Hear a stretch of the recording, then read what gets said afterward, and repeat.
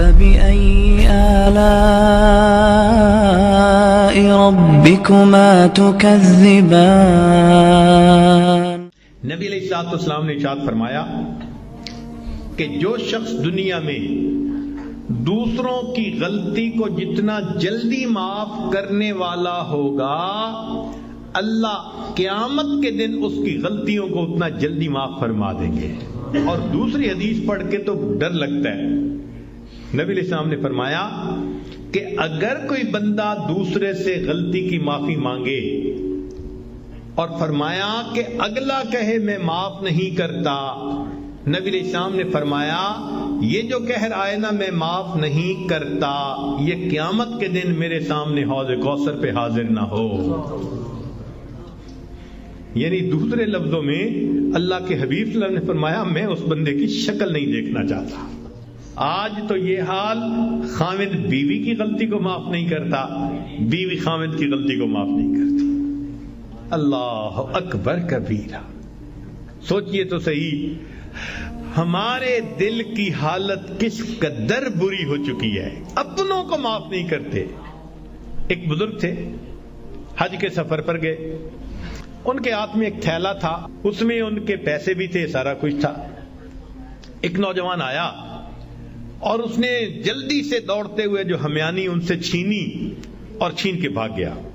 اللہ کی شان کہ جس نے ہمیانی چھینی تھی نا، یہ تھوڑی دور آگے گیا تو اچانک اس کی آنکھوں کی بینائی چلی گئی۔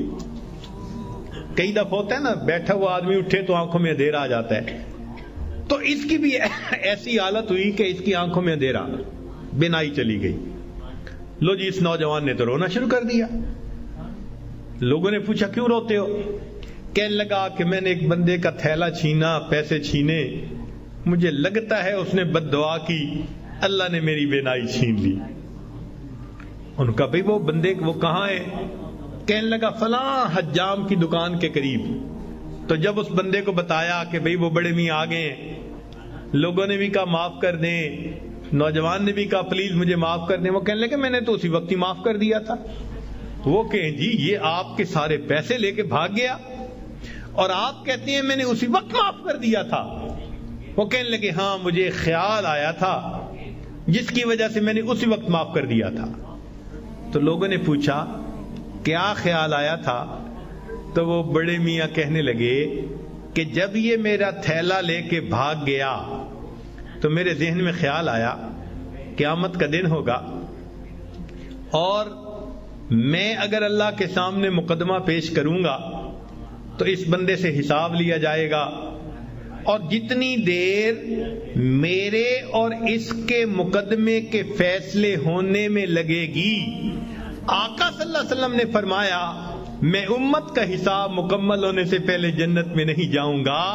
تو خیال آیا کہ جتنی دیر میرے مقدمے میں لگے گی، میری وجہ سے میرے آقا صلی اللہ علیہ وسلم کو جنت میں جانے میں دیر لگے گی، میں نے معاف کر دیا، نہ مقدمہ پیش ہوگا نہ میری وجہ سے میرے آقا کو دیر لگے گی۔ آج ہماری اگر یہ سوچ بن جائے تو ہم ہر ایک کو معاف نہ کر دیں کہ ہماری وجہ سے تو ہمارے آقا کو دیر نہ لگے نا جنت میں جانے میں۔ ہم بھی اپنے گھروں میں اپنی بیٹی کو، اپنے بیٹے کو، اپنی بیوی کو، اپنے بھائی کو غلطیاں ہو جاتی ہیں، باتیں ہو جاتی ہیں، تو بجائے دلوں میں کینہ رکھنے کے اور بجائے دلوں کے اندر دشمنی پالنے کے، ہم اللہ کے لیے معاف کرنے کی عادت ڈالیں۔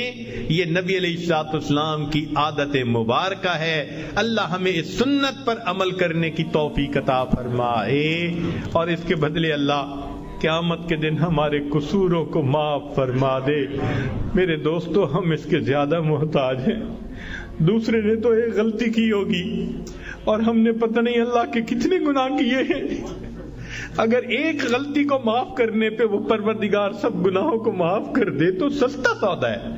اس لیے جب بھی کوئی معافی مانگے یا نہ بھی مانگے، اللہ کی رضا کے لیے اللہ کے بندوں کو معاف کر دیا کرو۔